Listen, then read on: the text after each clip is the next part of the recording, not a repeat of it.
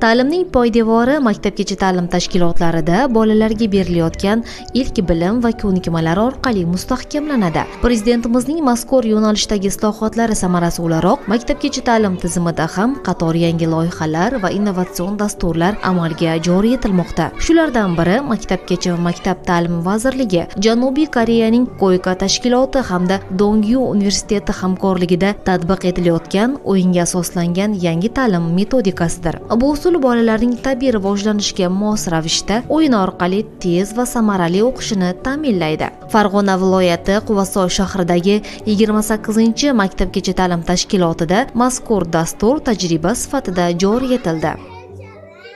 Mart oyidan boshlab o'yinga yo'naltirilgan ta'lim bo'yicha onlayn malaka oshirish kurslarida qatnashdik va joriy yilning iyul oylarida 2 hafta mobaynida Janubiy Koreya davlatida o'yinga yo'naltirilgan ta'lim bo'yicha malaka oshirish kurslarida malakamizni oshirib qaytdik.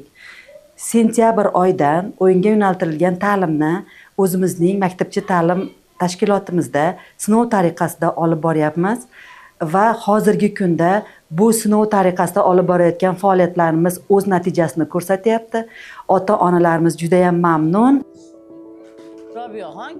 Ayni vaqtda bog'chaning 4 ta guruhida bolalar ushbu yangi usul asosida mashg'ulotlarda ishtirok etishmoqda. Bu yerda bolajonlar bir vaqtning o'zida o'zlari istagan o'yinni tanlash huquqiga ega. Endi mavzuni tarbiyachi emas, kichkintoylarning o'zi belgilaydi. Natijani esa ularning faol harakati, qizg'in ishtiroklari va quvonchli yuzlaridan ko'rish mumkin. Koreya ta'limida o'yinga yo'naltirilgan ta'lim bo'yicha bog'chamizda 4 ta guruhda shug'ullanyapmiz. Qolgan tarbiyachilarning ham fikri, ular ham mazza qilishayotganini aytyapti. Bu o'yin hammaga yoqyapti. U tarbiyachilar tugul bolalarga hamda o'zimiz ham kelamiz. Bugun bolalar, men o'zim kelib, bolalar bugun nima o'yin o'ynarkina, men o'sha narsani qilib bera olmay qolmasmikinman. O'zim ham xavotirda kelamanda, bugun nimani aytisharkan. Imkoni boricha o'shalar aytgan narsani chiqib topib berib, hamma bir-birimizga izlanamizda. Ko'rsangiz, gruppama bolalarim bunaqa deyapti, nima qilib beray? Oldin unaqa basik shu mashg'ulot paytimiz o'zimiz ham o'zining xonasida o tayyorgarlik ko'rib kelib, o'zimiz hamma yo'qda bolalarga o'rgatardik. Hozir boladan olyapmiz. Ko'p bolalardan bunaqa gaplar kutmadim-da, uchidagilarni chiqarishib, narsalarni yasashib, bular tinmaydi. Mana oldin kelib urushardi, hozir urushlari ham yo'q. Hammasi o'tirib narsa yasaydi. Hayvonlarga ovqatlarigacha berishadi-da. O'tirgan joyda mana o'tgan mashg'ulotimizda baliqlarni parvarish qilishdi. Baliqqa nima berishar ekan desam, yemagan nonlarni, uvoqlarini olib bolalar beryapti. Tabiatga mehr uyg'onyapti-da bolada.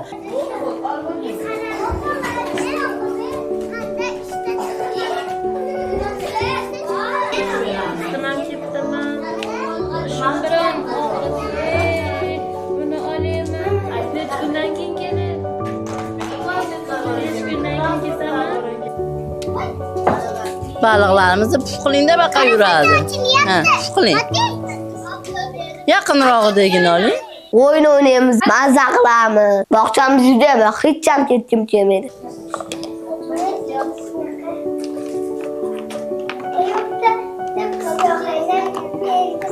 Qoqing. Qani? Ana. Qani qoqingchi? Ana, mana yana qoqing. Mana. Qoqing. Mana. Qoqinglikchi? Ustalar ishini og'irmi, yengilligini ko'ramiz, a? Men o'yinga yo'naltirilgan ta'limda bola o'zi qaychidan bemalol foydalanyapti. Mana ko'rgan bo'lsalaring, kompyuterlardan ham mana aytib turibman, pechatga berishni o'rganib, listi joyini topib o'zi bemalol harakat qilyapti. Mana oldin o'sha pedagogga yo'naltirilgan ta'limda ishlasak, o'zimiz berardik. Shuni qilqiysan, qilasan. Bola qiladimi, yo'qmi, uni bekitib qo'ydimi deb olib qo'yardi. Biz bilmasdik, uni bajardimi, xato qildimi. Mana hozir xato qilsa, olib kelib, boshqa qilib chiqarib bering, metini xato qilib qo'ydim. O'zlari hamma yo'qdan erkin foydalanib, xato qilmaguncha ular bilmagan edi-da bu xatoligini. Hozir endi qilib ko'rib kelib, xato ekan ko'rsatib, o'zi xatolarini endi to'g'rilashyapti.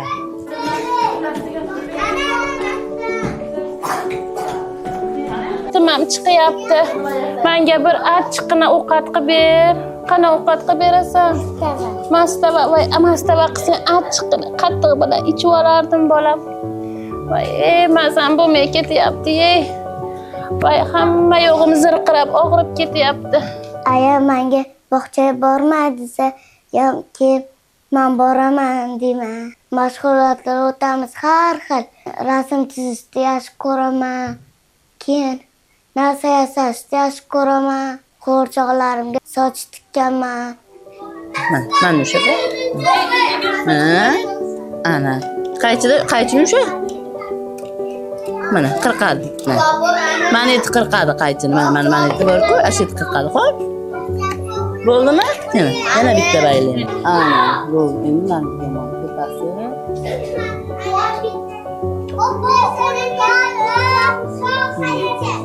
O'rtasida oysimon ekan. Ko'rgan bo'lsalaring, o'yinga yo'naltirilgan ta'limda faqat bitta o'yinda o'ynamaydi. Bola o'zi xohlagan o'yinini har bir bolaning xohishlari inobatga olinadi. U nima o'yin o'ynamoqchi, unga nima kerak, tarbiyachi unga muhit yaratib berish kerak. Bas bola bilan birga muhit yaratish kerak. Misol uchun bitta daraxt yasamoqchimi, unga daraxtning shoxlari kerakmi?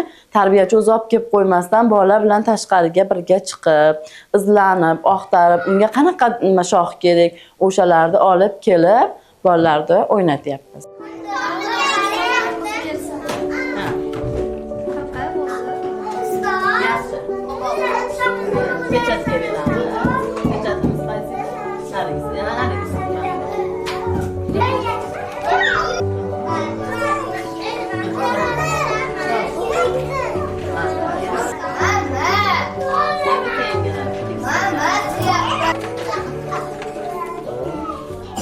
Bog'chani juda yaxshi ko'raman. Keyin har kuni xohlagan o'yinchoqlarim o'ynayman. Menga doktor o'ynash yoqadi. Keyin idish-tovoq o'ynash yoqadi. Oshpazlik yoqadi. Keyin mehmonchilik yoqadi. Bog'chapam men bilan birga o'ynaydi. Men ularni juda yaxshi ko'raman. Jarayondan ko'rinib turibdiki, bolalar birgalikda o'yinlar o'ynayotganda tarbiyachilar ularni bir-birini tinglash, hamjihat bo'lib ishlash, qaror qabul qilishga o'rgatmoqda. Bunday yondashuv kichkintoylarda hamkorlik, hurmat, muloqot madaniyati va ijtimoiy ko'nikmalarning shakllanishiga xizmat qiladi. Mana o'yinga yo'naltirilgan ta'lim bo'yicha ota-onalarimiz ham, mana Telegram gruppalarimiz bor, jarayonlar rasmga olib tashlaymiz. Ular ham rosa xursand. Ular mana hamkorligimiz ham kuchayib ketyapti. Misol uchun bolalarga nima kerak, ota-onalar so'raydi.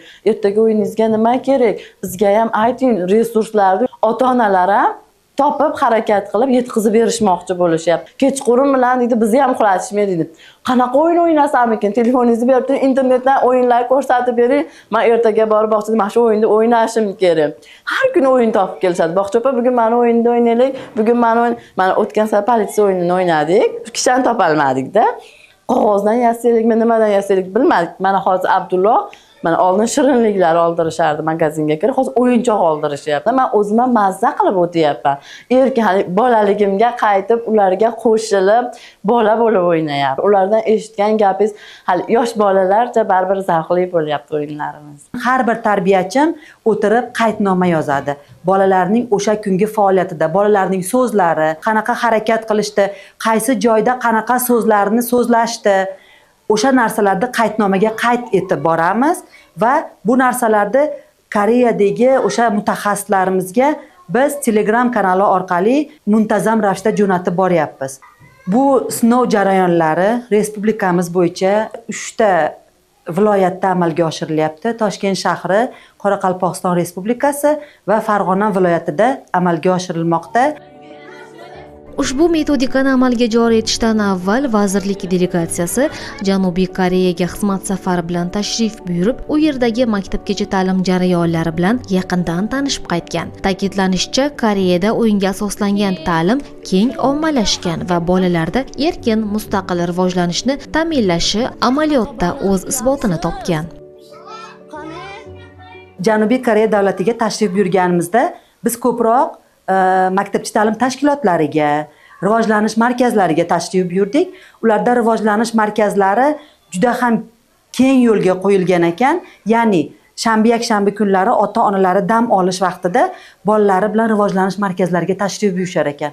U yerda ularga hamma sharoitlar yaratilgan.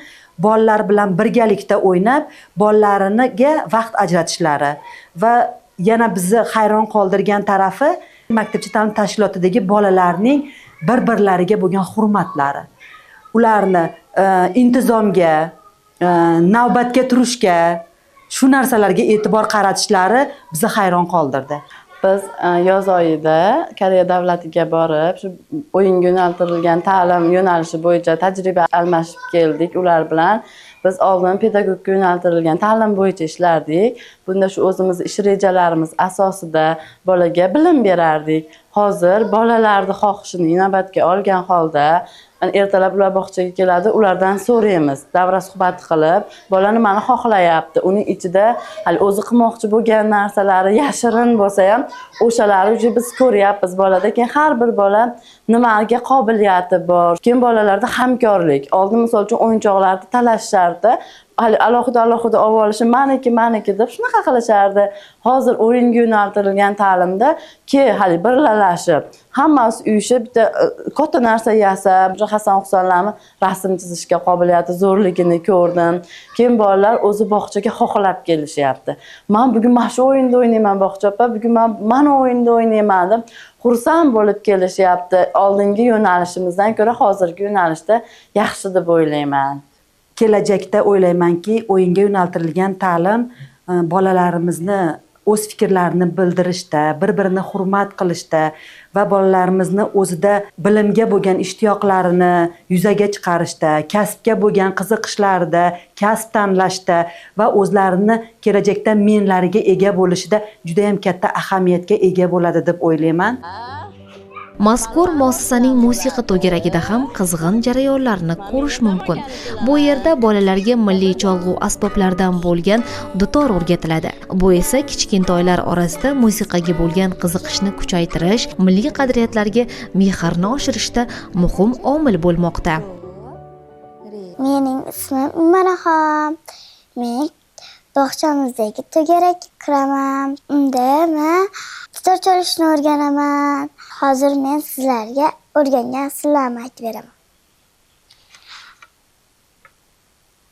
Ah kerak, mutuk kerak, bizdan sizga kim kerak?